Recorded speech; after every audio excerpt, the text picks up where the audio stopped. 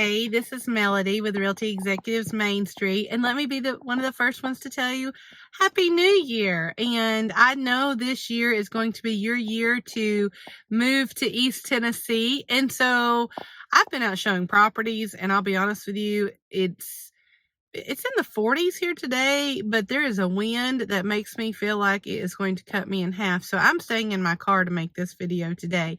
But I wanted to tell you a few things to kind of keep in mind once you found that home that might be helpful to you. Stay tuned.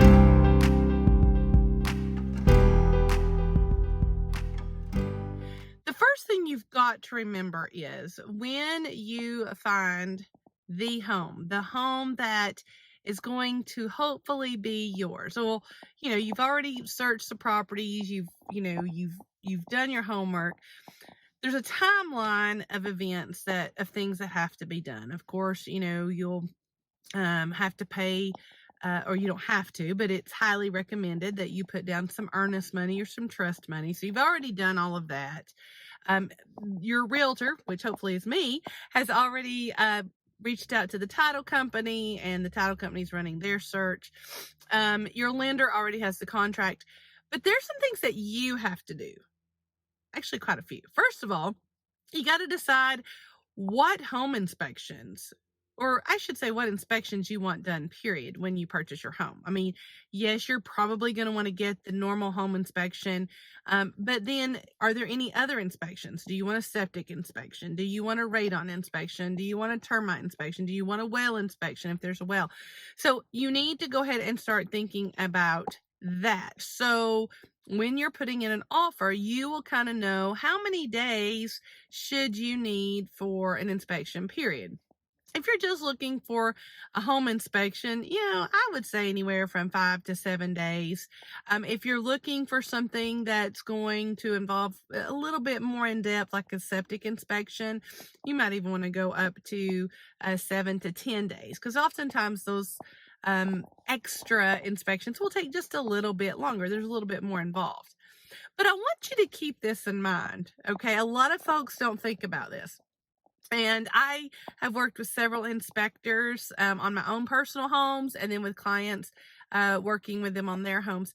And this is not always very clear. So regardless of what year your home was built, whether it was built in 1962, 1994, the year 2023, it doesn't matter, okay? The inspector is going to go by that year's code requirements. Okay, let me say that again. The inspector, whoever he or she or what company, it doesn't matter, they are going to use the code requirements for the current year. So if you bought a house in 1962, the code requirements at that time are different than they are in 2024. Okay?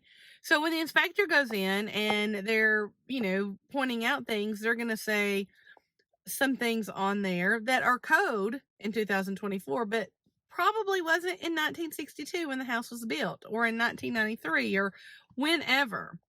Does that necessarily mean it's a bad thing or it's a good thing? Well, it's just something to keep in mind, okay? Because the home inspector is going to point out things that are not up to code, and that code is of the current year. If that house was built in 1962, it was probably, hopefully, it was built up to code at that time. And so if it's been standing for that long, that's a decision you have to make. But you do have to keep that in mind, okay? The home inspector is going to go by the code of the current year, regardless of when your house was built. And sweet friends, I can go ahead and tell you, there are even new builds that I highly recommend you have a home inspection for. And you might be like, what, Melody? Really? Why would I need a home inspection if it's a new build? Okay, I'm just going to tell you, even if it's a new build, go ahead and get a home inspection, because many times on a new build, there'll be outside contractors who might come in and do plumbing or electrical, or who knows. Just get the home inspection. It'll give you a little bit of peace of mind, okay? Even if it's a brand new home. Another thing to keep in mind is if a seller is offering a home warranty, or I know sometimes a seller will already have a home warranty on their home and they are offering to transfer it to you when you purchase at home. That's actually a good thing. That means that it could be more economical for you to have that home warranty transferred to you. And there's many home warranty companies out there, and you can talk to your agent about that. You can do your own research.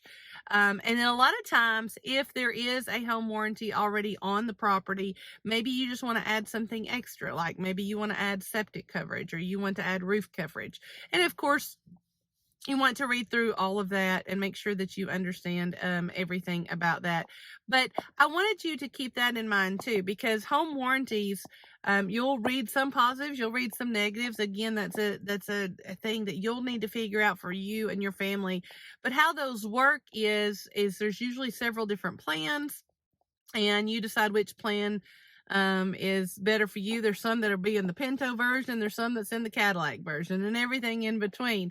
So you decide on the plan that would work for you, and then you usually pay, if there's an issue, a basic fee that can range from anywhere from $50 to $150.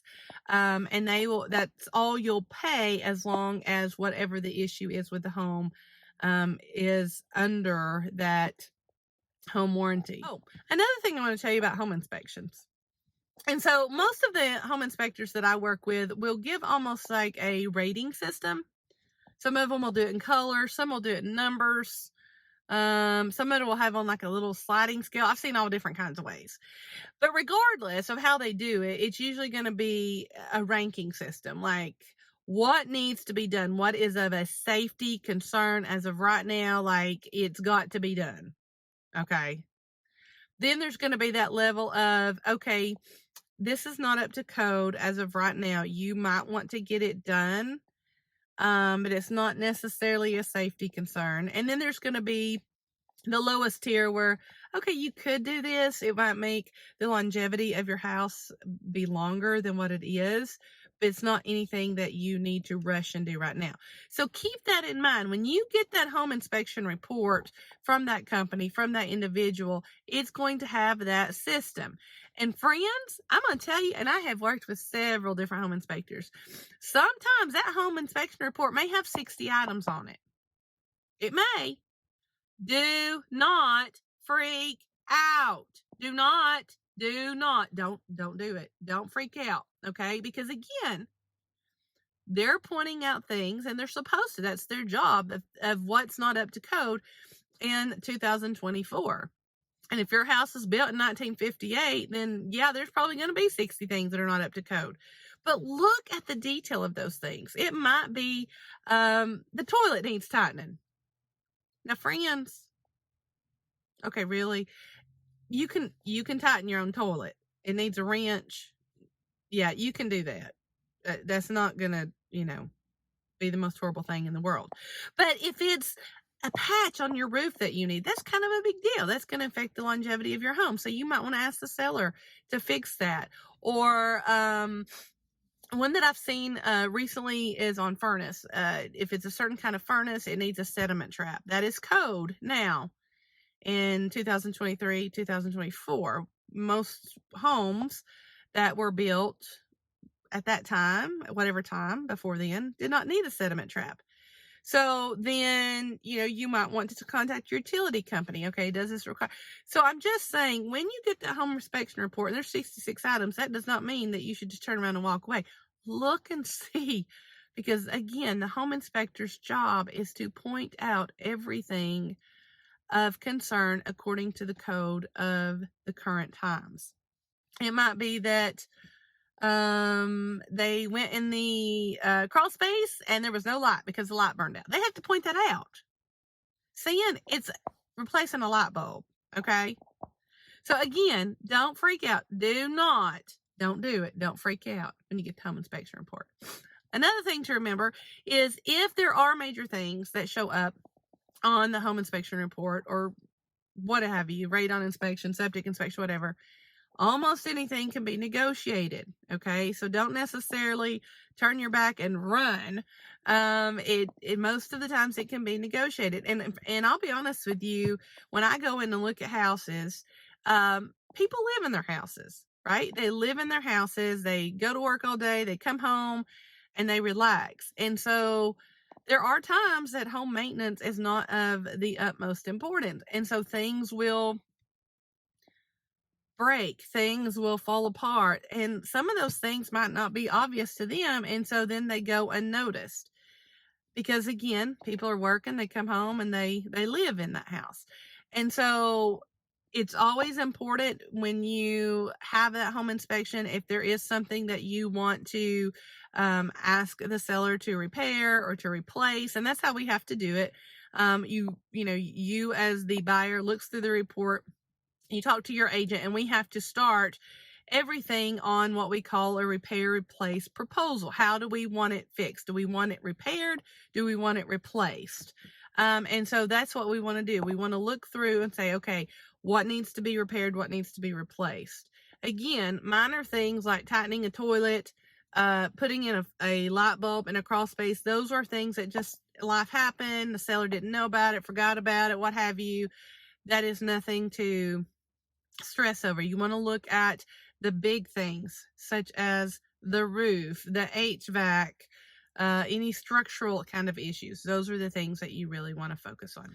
Another thing I want to remind you about is once that offer is accepted, please, for the love of everything that's good in this world, do not open a credit card. Do not go buy furniture or a car or any carpet or anything that is going to raise a red flag during the financial contingency. Once that offer is accepted, we are not done until you have the keys in your hand. So no major purchasing of anything from the time you put that offer in, or actually from the time you get that pre-qualification letter until you got the keys in your hand. Lay low on the spending. So if 2024 is your year and you're ready to make that move, please give me a call, send me an email, send me a text. I'll be glad to talk with you. I'd love to help you find your dream home here in East Tennessee. But for now, if you will share this video, like it, give it a thumbs up, write me a comment. It makes my heart smile, just first of all to hear from you, and second of all, it helps me to get the word out. So until next time.